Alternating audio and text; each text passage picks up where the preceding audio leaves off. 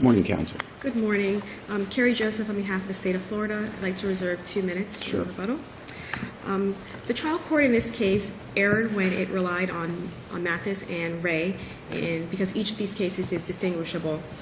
First, Ray is distinguishable because it had a single transaction, and none of the items that were observed, none of the items were able to be properly identified in Ray in the course of that transaction. Why don't you tell us what the errors were with respect to each of the statements? Okay, the statements. Well, the first statement, the state is not contesting. That was where the officer first said, "You don't have to be out here doing this," and placed the respondent in the car. And he said, "I'm trying to support my infant child by selling." So you concede that was improper, or at least that the court could have found that that was intended as interrogation or likely to elicit an incriminating response? Absolutely, Your Honor. So then you've got an attenuation issue. Exactly. A taint and attenuation issue. Exactly, and we believe that the second statement was sufficiently attenuated from the first in order to relieve it of any taint, and we point towards the Lumber case in particular. So we should just disregard the first argument in your brief. The first argument wasn't it about the first statement? The first argument was about the second statement, I believe, Your Honor. The only argument in your brief is as to the statement made to the mother, but in the presence of the officer. Correct, Your Honor. Okay. You know why I was selling drugs, or whatever the statement was. Yes. So what record evidence is there To show attenuation? Okay, well, we know that we have the statement, the first statement. The officer says the only thing she asks the respondent again is for his mother's phone number. There was a sufficient amount of time that lapsed. How do we know that? Well, That's what I need you to tell me. Part of what you're dealing with here may be a failure of proof, a failure of record evidence. So tell me, if you would, where in the record we know what the time frame is, how much time elapsed. We don't have a precise testimony regarding the exact time. Do we have any testimony as to time?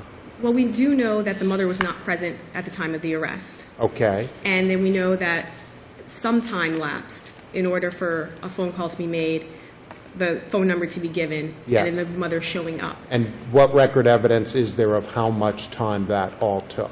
We don't have a precise record of... So it could be 5 minutes, it could be 105 minutes, it could be 305 minutes. We don't really know. We could. But then I would point your attention to the case of Lumberg again, where you have the interrogation. It was improper because the officer mentioned that you could face a death penalty. At the close of that interrogation, the defendant in that case was told, "We're going to arrest you," and he asked to speak to his girlfriend. He's allowed to in the interview room, which, I mean, that's only going to be a few minutes, and they have a conversation which is recorded, and that was not But what do suppressed. we do with the fact, as Judge Emas points out, the case law requires to get through this inquiry to determine the time elapsed between the illegality and the acquisition of the evidence? If the state did not present any evidence as to that issue, doesn't seem that you've met your burden of showing that there's been an intervening event and that the time elapsed is X.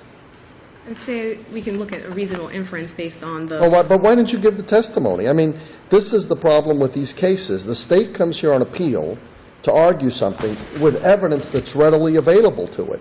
This is something that's known. This isn't made up. The officers presumably know at what time the arrest took place and how long it took to take the defendant to the station and his mother appearing. Why not introduce that as part of the record? The problem is, as you say, there is a reasonable inference that could be made, and you're right about that, but you're on the wrong side of that inference because you're the appellant here, and so the presumption, obviously, that we have to indulge is one that supports the lower court's ruling, right? Under the law, any reasonable inferences would have to be in favor of the appellee. Yes, but the application of those facts to the law are de novo review, if I'm correct? The application. So if the court incorrectly applied the existing facts and the reasonable inferences to the law, yes. Are you suggesting the court did that? I'm suggesting that there was information, I believe in the written order, the court does acknowledge that the mother was not there, and that she showed up at a later time, and I think that that was at least sufficient enough to at least go ahead, go a step further, and allow the case to... I'm sorry, I didn't mean to cut you off. Did the conversation between the respondent and his mom occur in the police vehicle? It did occur in the police vehicle. Was that the same place where he had earlier made his statement to the police officer? Yes, Your Honor. Okay, so we are not going to be able to find attenuation by way of a change of location. No. So really, the only two factors, if I understand, that you're pointing to that would support attenuation is some lapse of time, the amount unknown, and the introduction of the mother into the scenario. Yes, and the fact that the officer, when the mother arrived, the officer didn't say anything. She just happened to be present, and I would point to the other cases that I cite in my brief as support for that. Okay. If the court seems to not have any other questions, then I respectfully rest on my brief. Thank you very much, counsel. Counsel?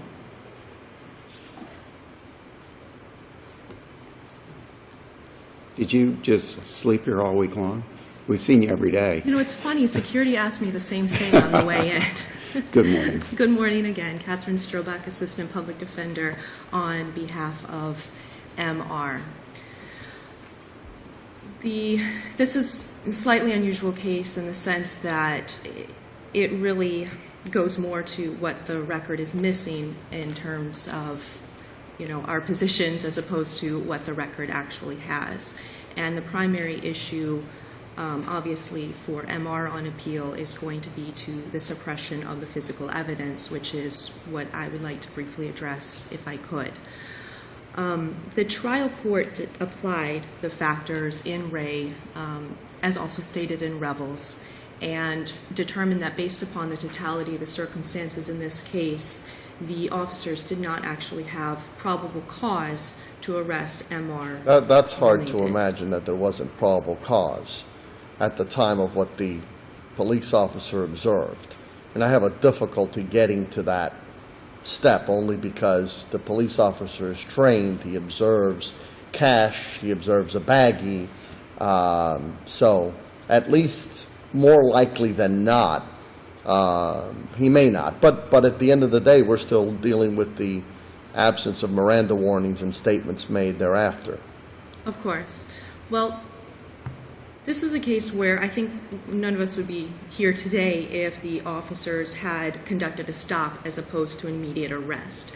And that's really the key here, is the fact that the officers, after making the observations that they did, just moved in and immediately made an arrest. Because what we're missing here is evidence of where exactly this officer was even watching these transactions take place. And this all has to be set in the context of the fact that this is an officer who got information from someone else in his department, who got information from somebody who knows, who happens to be a highly a police officer, who happens to own the duplex that's used as a point of reference in this case, who received complaints from unknown persons. We're not dealing with a specific location that this officer has personal experience with in the past making arrests. Well, actually, we do. On the redirect examination, this officer was asked to talk about this area of Liberty City. And the officer said, we go there a lot to this area of Liberty City, not Liberty City in general. He was asked to describe the location. He said it was down the street from a high school, that we go to this area a lot. We were at this specific duplex that day because the owner of the duplex, a highly police officer, had received multiple calls from residents that narcotics are being sold in front of the duplex. Now, it doesn't say that the testifying officer received that through another intermediary. It says, we were there that day because the owner of the duplex had received multiple calls from residents that narcotics are being sold in front of the duplex. Clearly hearsay, of course. But nevertheless, there was a specific call made about specific actions taking place at a specific location within Liberty City that this officer testified to. They go there a lot. So can we go over the Ray factors and see what's missing here? Sure, and if I could, I'd like to start with the location. Okay. All this officer ended up saying was that this area in Liberty City, whatever that means, he didn't define it by... We know it's near Northwestern High School, don't we? That's true, yes, but that's part of the problem here, is the officer actually, there really is no record evidence that the duplex at issue in the case really was the point where the sales were being sold. It was really more of a point of reference. What it said was in front of the duplex. Does that mean in the street? Does that mean on the front porch? Does that mean in the adjacent park? Does that mean in the apartment building across the street? All we know from this officer's testimony is that he was sitting in a car parked across the street from the duplex and was observing drug transactions from 50 feet away. Where is he looking? For purpose, that may be okay later on for issues of doubt, credibility, and so forth at a trial. But for purposes of determining probable cause, he's within 50 feet, and the things he observes and based on his experience. Again, to me, that's not the issue. The issue at the end of the day is he's under arrest and he's not read his Miranda rights. So once he's not read his Miranda rights, the statements just don't come in. That's correct, but... I don't know why we're going through all this. Well, because you're trying to exclude the marijuana that was seized as a result of the arrest, alleging there was no probable cause, right? Right, there are two different motions. So can we go, so let's talk about the Ray factors if we can, all right? Okay, The first yes, one please. is whether the officer can see money or drugs being exchanged. Money or drugs, not money and drugs, money or drugs. So That's that's true. satisfied here, correct? Well, He sees money exchanged. He Yes. testifies he sees money exchanged. he does see money exchanged, although Okay. we don't know the denominations. We don't Okay. know where it goes after the fact. There's no testimony that he had money on him after the fact, which is kind Well, of interesting. Ray doesn't say any of that. Let's just No, talk about the Ray factors. Okay, I understand, but... Money or drugs exchanged. He sees money exchanged, correct? Which is not enough, yes, but And he sees a baggie, part money of a baggie. exchanged for baggies. 4 baggies, Couldn't yes. see what was in the baggies, but he saw baggies. He So saw at least one or two. I can't Actually, he remember. said that he saw 6 or 7 transactions. He saw 6 or 7 With transactions. 6 or 7 Right. different males coming up to the same individual, handing them what appears to be money in exchange for a baggie, the contents of which he could not discern from 50 feet away. Correct. Okay. So the next is the officer's narcotics experience under Ray, the second Ray factor. What does he say? What does he say? He says that I've arrested, I want to say it was about 100 people for drugs, 20 of 30 of them having to do with drug sales. But Right. this is the problem with his experience.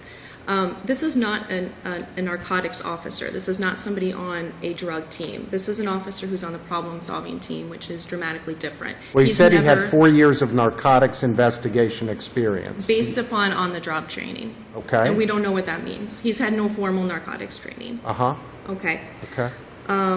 You mean formal narcotics training beyond that which every officer learns in the academy, presumably? Exactly. Okay. Right. But he has 4 years of narcotics training, over 100 arrests, narcotics-related, 20 to 30 of them for sales of narcotics. But interestingly, Is that the Well, testimony? what else he could gave? it be? Money changing hands over 7 times in a short period of time and bags being delivered. What else comes to mind? well, the Lollipops? I don't know. I mean, to me, I mean, where are we going on this? Well, really, this is the question isn't whether this testimony met the gold standard. The question is whether this testimony met the probable cause standard. exactly, and And like probable I said, cause means more likely than not, right? 50.1%. Right?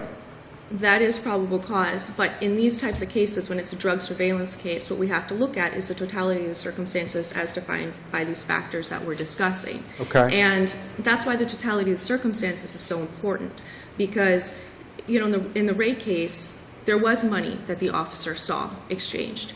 There were citizen complaints, like we have here, by unknown people. But the absence of the other factors, including an officer, even in the Ray case, How many the officer transactions had did the narcotics officer? training. How many transactions did the officer observe in Ray? Was it a single transaction in Ray? Do you remember? I believe so. Okay. But again, that's why I think the Supreme Court in Hankerson pointed out that's the difficulty with these cases. There's always going to be a difference. They're so fact-specific. True. Do you think this case is more like Hankerson than Ray? I think this case is more like Ray, and if I may explain why. Okay.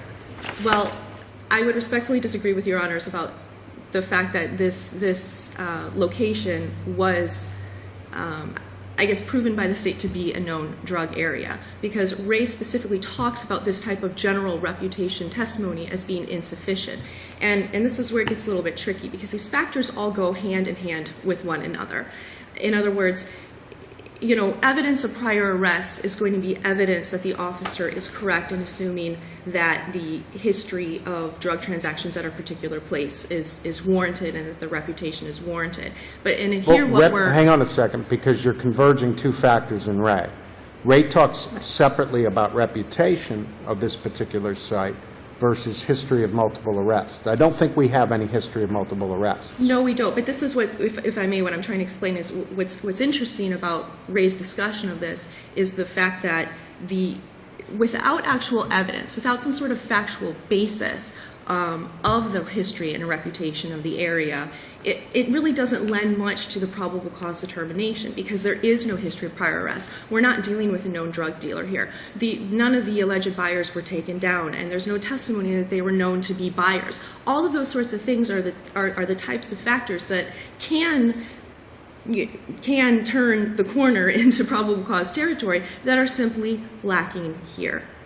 Now, the other thing that's really lacking has to do with the quality of the officer's surveillance. This was not an officer who said he went there to do a planned surveillance operation. He was an officer, and these are his words, not mine. I was just there to do a random surveillance. Basically, one of my officers, friends told me that we had a tip that there was drug dealing going on here. Well, so it's not random in the sense that he just picked out a duplex along the street and sat there for a while. It's not random in that sense. It's random in the sense that there wasn't technical support, they didn't have a meeting before and figure out who the eyeball is going to be, who the takedown officer is going to be, what the signal will be, right? Correct, and it's random in the sense that this is what the officer decided to do. It's not sort of a But the planned point strategic. is, he didn't pick a random condominium, a random duplex, or a random building. No, but these are his words. So he went there on his own volition. I think that that's what the record supports, that he decided to go there that day. This wasn't a planned surveillance operation by a trained narcotics team. It's just a different thing. This is an officer deciding to go do this based upon information he had. There's nothing wrong with that in and of itself, but the problem that we have with the officer's testimony about this surveillance is that it doesn't tell us how long he was there. Again, we don't really know exactly where he's looking at in this general area. We just don't know, and he's also describing information or transactions actually that are happening out in the open. What's really missing from this case is any sort of evidence that MR was like going to a stash, or that he was, like in Williams, he was pulling drugs out of his butt during, while the officer was watching this happen and putting them back. There's no evidence that there's any sort of surreptitious or furtive activity going on here. Even in Hankerson, and that was really the key in Hankerson, as I read it, in terms of how the Supreme Court analyzed the Coney versus Williams decisions. And the Supreme Court in Hankerson said it's more like the case where we have the guy reaching into a location where an experienced narcotic officer knows that drugs are typically kept, and he's doing it in a furtive manner, versus other people who are not acting surreptitiously or out in the open. And not knowing how long the officer sat there is also a problem, because, admittedly under Hankerson, rapid hand-to-hand transactions could indicate that drug dealing is more likely than not. But we don't have that here. If the officer sat there for 4 hours and somebody is sitting wherever they're sitting and, they see 6 or 7 passerbys, that's obviously a very different case. And the record is completely lacking in terms of how long this went on.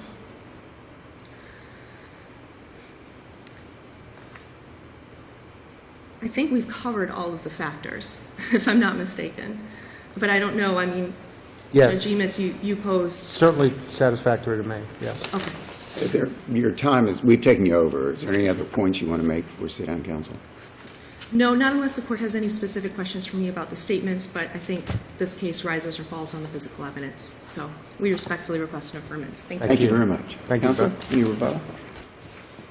Just briefly, in response to counsel's statements about the address, the officer did name a precise address, and he specifically in detail described the area that he was looking at and that he was parked 50 feet away from the duplex.